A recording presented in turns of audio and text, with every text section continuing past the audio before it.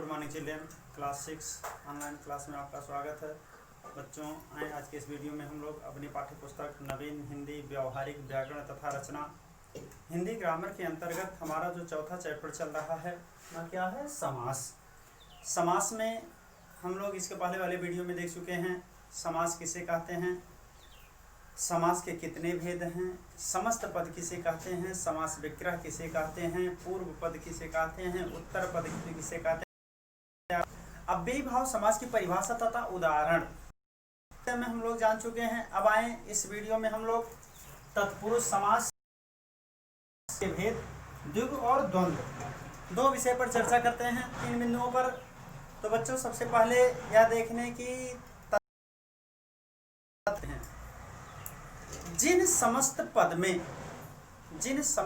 में उत्तर पद अर्थात दूसरा पद प्रधान होता है और प्रथम पद गौड़ होता है उसे हम क्या कहते हैं, तत्पुरुष समास कैसे कहते हैं।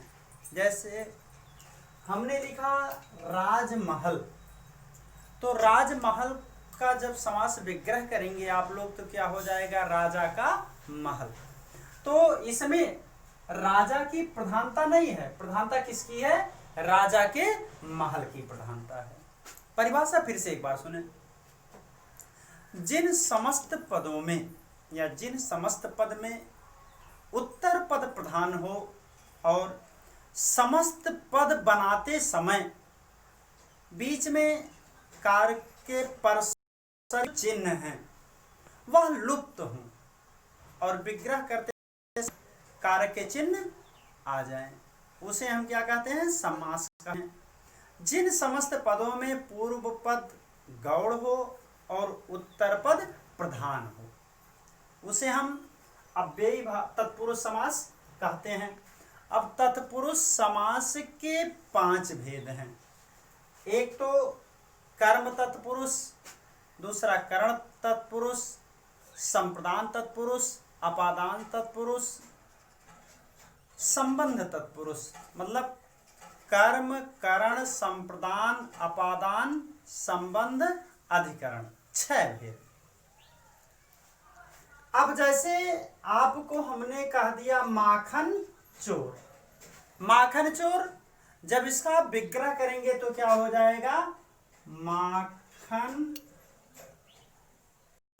को चुराने वाला, माखन को चुराने वाला। अब कौन प्रधान है, माखन प्रधान है कि माखन को चुराने वाला प्रधान है। तो यहां पर प्रधानता किसकी है, दूसरे पद की प्रधानता है, प्रधानता है, माखन चुराने वाला। अब जैसे अकाल पीड़ित, अकाल से पीड़ित, अकाल से पीड़ित। अकाल प्रधान नहीं है, प्रधानता किसकी है, पीड़ित की प्रधानता, जो अकाल से दुखी है। रसोई, ये कौन सा समास है, ये कर्ण तत्पुरुष समास है। रसोई घर, रसोई के लिए घर, रसोई के लिए घर। अब प्रधानता किसकी है, रसोई की प्रधानता नहीं है। अब यहां पर रसोई जो है यह पूर्व पद है और घर जो है क्या है, उत्तर पद है। प्रधानता किसकी है, यहां पर प्रधानता किसकी है, घर की प्रधानता है। रसोई घर, तो यह कौन सा समास हो जाएगा, संप्रदान तत्पुरुष। देश निकाला, देश से निकाला, देश से निकाला। अब देश की प्रधानता नहीं है, प्रधानता किसकी है, देश से निकाला हुआ की प्रधानता है। तो यह कौन सा है, अलग हो रहा है, संप्रदान तत्पुरुष, अपादान तत्पुरुष है। राजपुत्री, राजा की पुत्री, ये क्या है, संबंध, राजा और पुत्री के संबंध को दर्शाया जा रहा। लेकिन प्रधानता राजा की नहीं है, प्रधानता किसकी है, पुत्री की है, उत्तर पद की प्रधानता है, दूसरे पद की प्रधानता है। अब जैसे यहां पर आपने लिखा है माखन चोर, राजमहल, राजा का महल। राजा का महल, ये भी क्या है, ये भी संबंध है, संबंध कारक के चिन्ह है। घुड़सवार, घोड़े पर सवार, घोड़े पर सवार, प्रधानता किसकी है, घोड़े की प्रधानता नहीं है, प्रधानता उस पर जो सवार है, दूसरे पद की प्रधानता, उत्तर पद की प्रधानता है। ठीक, ये है आपका तत्पुरुष समास के भेद। अब नाम हम लिख दे रहे हैं और परिभाषा आप लोग किताब से भी देख लेंगे। जैसे कर्म तत्पुरुष, कर्म तत्पुरुष, ये क्या है, करण तत्पुरुष, ये क्या है, संप्रदान तत्पुरुष, ये क्या है, अपादान तत्पुरुष,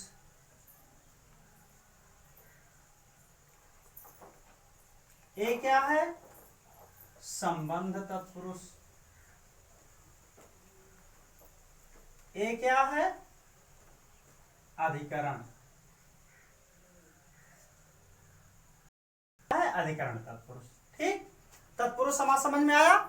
जिस समस्त पद में उत्तर पद प्रधान हो और समस्त पद में कारक के चिन्ह लुप्त हो, उसे हम क्या कहते हैं, तत्पुरुष समास कहते हैं। अब द्विगु समास, द्विगु समास में क्या होता है कि जिस समास में पूर्व पद संख्यावाची हो और उत्तर पद समूहवाचक हो, मतलब पहला पद जो है वह संख्यावाचक हो और दूसरा जो पद है वह समूहवाचक हो, तो उसे हम क्या कहते हैं, द्विगु समास। द्विगु समास में क्या होता है कि संख्या पूर्वे द्विगु, पहले संख्यावाचक, पहला पद जो है वह संख्यावाचक हो और दूसरा पद जो है वह उसी का समूहवाचक हो।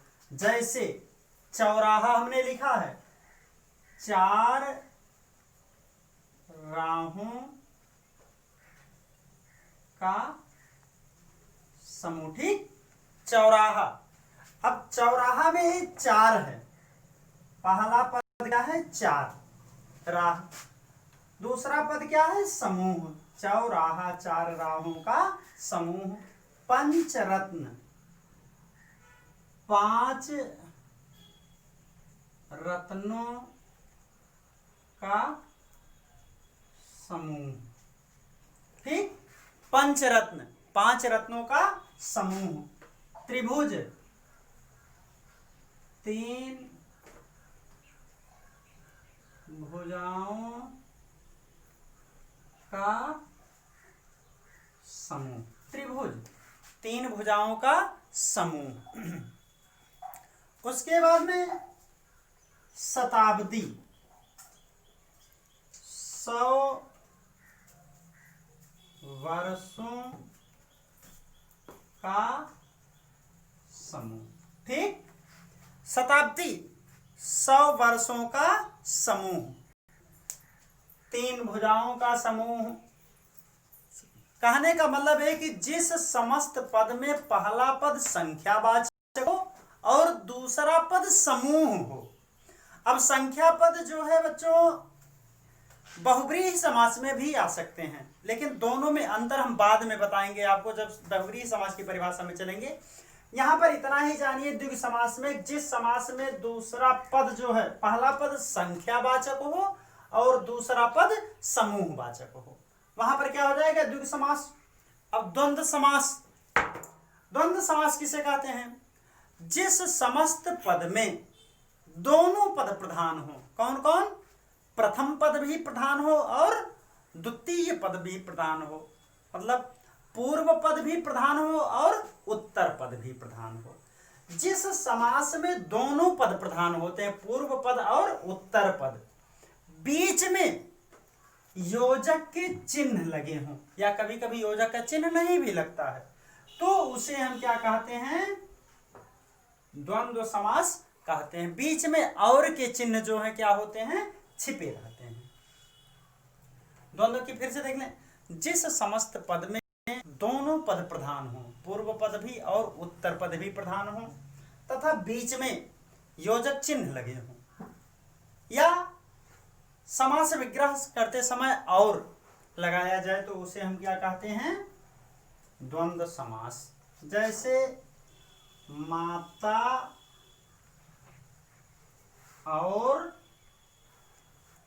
पिता, दिन रात, दिन और